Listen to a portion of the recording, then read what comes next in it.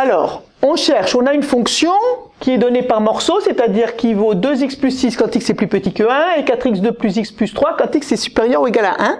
Et on voudrait savoir si elle est continue sur R. Alors déjà, elle est formée de deux morceaux. Deux morceaux qui sont chacune une fonction polynôme. Or, les fonctions polynômes sont continues sur R. Donc ici, quand x est plus petit que 1, f est continue quand x est plus petit que 1. Quand x est supérieur ou égal, quand x est supérieur à 1, f est continue. C'est une fonction polynôme. Donc, ce qui me reste à montrer, mais ça, il fallait que je donne les deux morceaux déjà, est-elle continue en 1? Alors, en 1, que se passe-t-il? Une fonction est continue en 1 si sa limite, quand x tend vers 1 par valeur inférieure, est égale à sa limite quand x tend vers 1 par valeur supérieure est égale à f de 1. Donc je vais chercher la limite quand x tend vers 1 par valeur inférieure. C'est la limite de 2x plus 6. Valeur inférieure, 2 fois 1, 2 et 6, 8. Limite quand x tend vers 1 par valeur supérieure. 1 par valeur supérieure, on est là. 4 plus 1, 5 et 3, 8. Et f de 1, x égale 1, je reprends cette forme, 8. Donc, il me faut ces trois conditions pour me dire que f est continue en 1. Comme elle était continue avant 1 et qu'elle était continue après 1, elle est donc continue sur R. N'oubliez pas, ne faites pas uniquement la continuité en 1 quand on vous demande la continuité sur R. Alors, deuxièmement, maintenant, cette fonction qui est continue est-elle dérivable?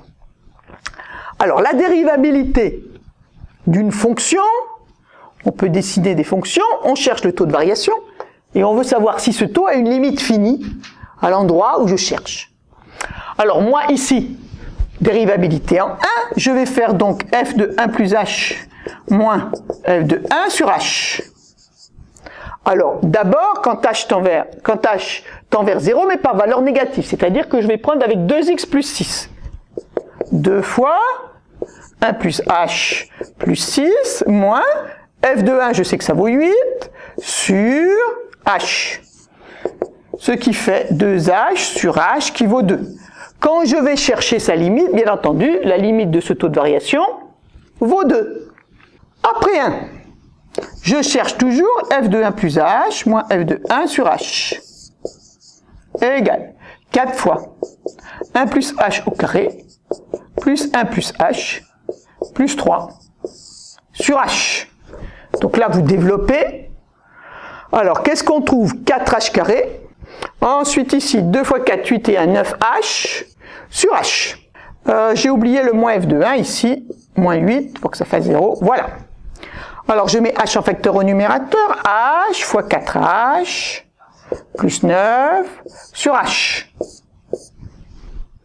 Quand h tend vers 0, 4h plus 9 tend vers 9. La limite à gauche du taux de variation n'est pas égale à la limite à droite du taux de variation, puisque ici on trouvait 9, et donc la fonction f n'est pas dérivable en 1. Prenez votre calculatrice si vous voulez, vous tracez les deux bouts et vous verrez que ça se rejoint avec un angle aigu. À vous maintenant d'essayer de me faire le même calcul, donc je vais vous donner une fonction f définie par 2x moins 3 pour x supérieur ou égal à 2, par 3x2 moins 4x moins 3 pour x inférieur à 2. Vous me montrez que cette fonction est continue et qu'elle n'est pas dérivable. C'est le même raisonnement.